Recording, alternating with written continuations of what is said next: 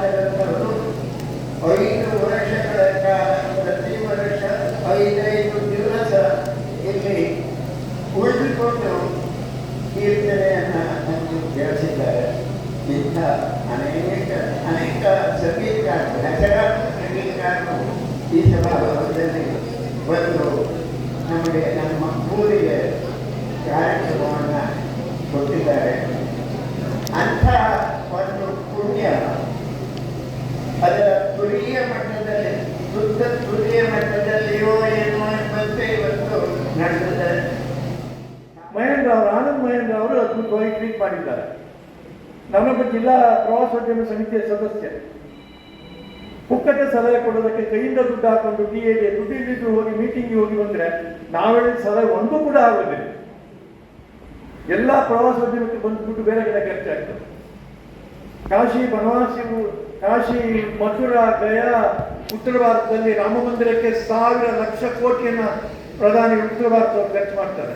ನಮ್ಮ ಗೋಕರ್ಣದಲ್ಲಿ ಮಹಾಬಲೇಶ್ವರನಿಗೆ ರಾಡಿ ನೀರು ಹೋಗಿ ಅಭಿಷೇಕ ಆದರೆ ತಪ್ಪಿಸೋದಕ್ಕೆ 3 ಕಾಸಿನವರಿಗೆ ಆಗೋದಿಲ್ಲ. ಯಾವಾಗ ಬೇಸಿಗೆ ಪೂರ್ತಿ ನವಧಾನ್ಯಗಳ ನವರತ್ನಗಳ ಪಂಚಾಮೃತದ ಅಭಿಷೇಕ ಮಾಡಿಸ್ಕೊಳ್ತಕ್ಕಂಥ ಮಹಾಬಲೇಶ್ವರನಿಗೆ ಅಲ್ಲಿ ಆಡಳಿತ ಸಮಿತಿ ಇದೆ, ಸಲಹಾ ಸಮಿತಿ ಇದೆ, ಅರ್ಚಕರಿದ್ದಾರೆ, ಅಲ್ಲಿಂದ ದುಡ್ಡು ತಿಂದು ಜೀವನ ಮಾಡುವವರು. ಇವ್ರು ಯಾರಿಗೂ ಕೂಡ ಮಣ್ಣೆತ್ತಾಕಿ ಮಹಾಬಲೇಶ್ವರನಿಗೆ ರಾಡಿ ನೀರು, ಕೊಳಚೆ ನೀರು ಹೋಗುವಾಗ ಮಾಡೋದಕ್ಕೆ ಆಗೋದಿಲ್ಲ. ನಮ್ಮ ಜಿಲ್ಲೆ ರಾಜ್ಯ ತಗೊಂಡು ಎಂತ ಮಾಡ್ತೀವಿ ನೀವು?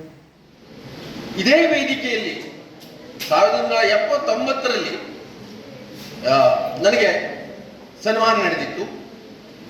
ಆಗ ಅಂತಾರಾಷ್ಟ್ರೀಯ ಪ್ರಬಂಧ ಸ್ಪರ್ಧೆಯಲ್ಲಿ ಪ್ರಥಮ ಬಹುಮಾನ ಬಂದಾಗ, ಆಗ ಇದೇ ವೇದಿಕೆಯಲ್ಲಿ ನನ್ನ ಒಬ್ಬ ಗುರುವಾದ ಪ್ರೊಫೆಸರ್ ಜಿ ವಿ ಭಟ್ರು ಇದ್ರು.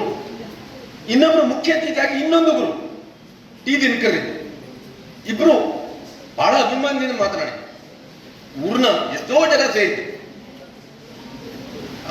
ಅದನ್ನು ನೆನೆಸ್ಕೊಂಡು ಹೇಳ್ತಾ ಇರುವಂಥದ್ದು, ಪುನಃ ಅದೇ ಸಂಸ್ಥೆಯಲ್ಲಿ ಅದೇ ನನ್ನ ಆತ್ಮೀಯ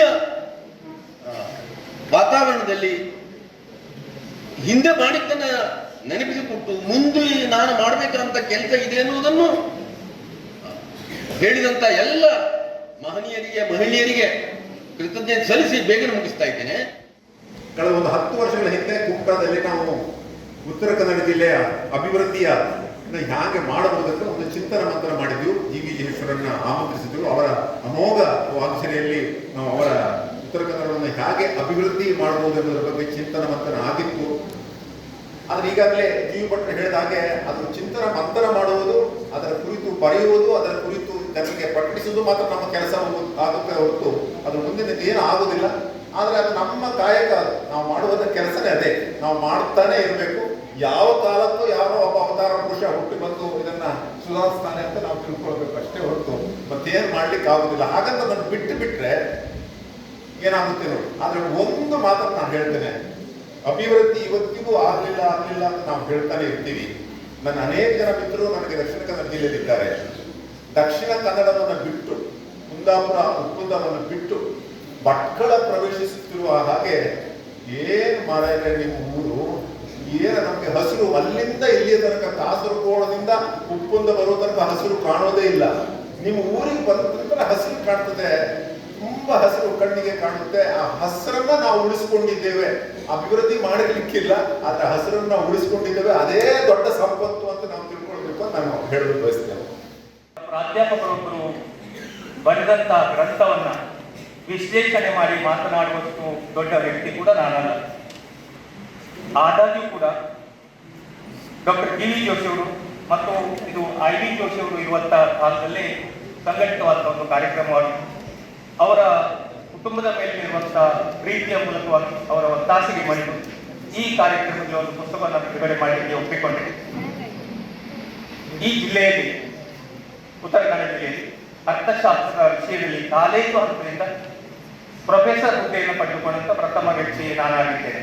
ಇಡೀ ಜಿಲ್ಲೆಯಲ್ಲಿ ಕಾಲೇಜು ಹಂತದಲ್ಲಿ ಪ್ರೊಫೆಸರ್ ಹುದ್ದೆಯನ್ನು ಹಿಂದೆ ಕೊಡ್ತಾ ಇರಲಿಲ್ಲ. 7ನೇ ವೇತನದ ನಂತರ ಕಾಲೇಜಿನಲ್ಲಿ ಕೂಡ ಅರ್ಹತೆ ಇರುವಂತವರಿಗೆ ಪ್ರೊಫೆಸರ್ ಹುದ್ದೆ ಕೊಡಬೇಕು ಅನ್ನುವಂಥದ್ದು ಬಂತು. ನಾನು ಸಂದರ್ಶನ ಎಚ್ಚರಿಸಿ ಅದನ್ನು ಪಡೆದುಕೊಂಡಿದ್ದೆ.